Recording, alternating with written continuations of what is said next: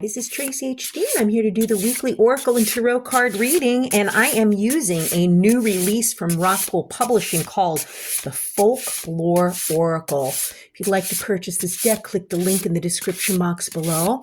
As I shuffle the deck, I'm asking all light beings, angels, and God, please relay the message and each share with my viewers the highest good of all. You could use this as a pick a card, 1, 2, or 3, or a blended reading with all 3 cards.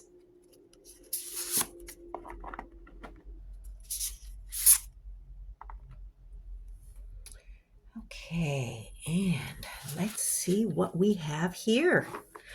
We start out the week, or for those of you that picked card number 1, we have card number 6 for those of you that follow numerology.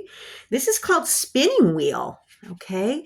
And this card is telling us, examine the raw materials of your life. While spinning's sister art, weaving requires imagination. Spinning is an act based purely on focus and skill. You are not yet creating the tapestry, but rather preparing with holy diligence to weave it.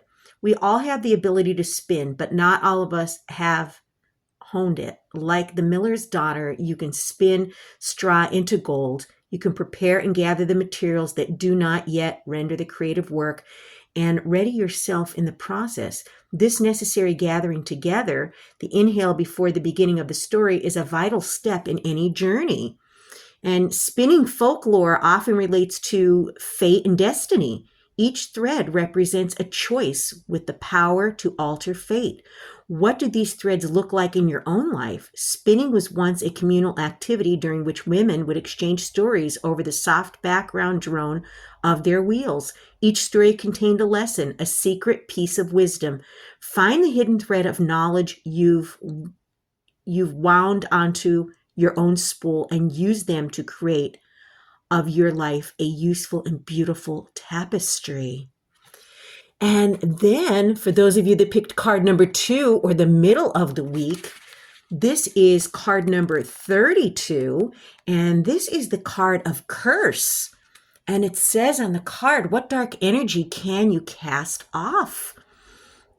And what dark energies do you need to cast off? If you feel the weight of harmful energy, how can you cleanse it? If you're particularly sensitive to the energies around you, you may absorb negativity more easily. How might you set a boundary around yourself? Perhaps the heavier energies you carry are not even yours, but ones you've inherited, like the ideas of a generational curse. The science of epigenetics explains how trauma is passed down, yet much like a fairy tale curse, epigenetic changes are reversible. And, this is telling you that, we should be protecting ourselves at all time. I, typically will carry black tourmaline with me in my pocket, or I may wear a bracelet of it or a necklace of it.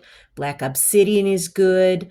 But we need to protect ourselves from other energies because, believe it or not, we pick up on other people's energy, and some energy is not so good. So you may want to consider, how you feel too around people. Do you feel exhausted and drained? That's their energy, and that's a sign that you should break that connection.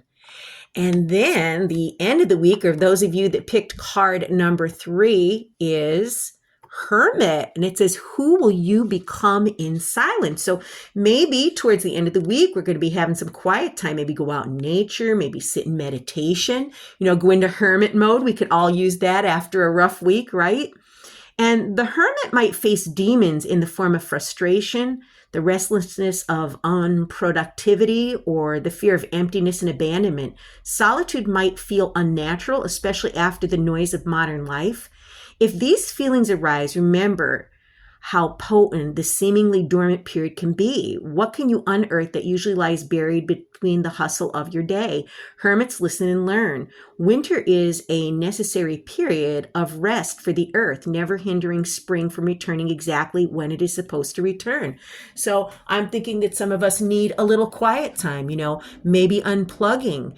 Maybe going into our hermit mode because, we can't be on autopilot all the time. And I know myself, I have to take a few days each week and make them a day of rest and rejuvenation. So some of you out there may need to become silent and go for the answers within. If there's something that's perplexing you or challenging you, when you get this quiet time, you go within, you're going to find all of the answers within yourself.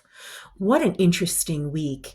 If you've enjoyed this reading, please hit the like button, help the channel grow. Drop a comment down below and let me know if it resonates with you. If you'd like to purchase this deck, just click the link in the description box below. But above all, subscribe because I will be back with more.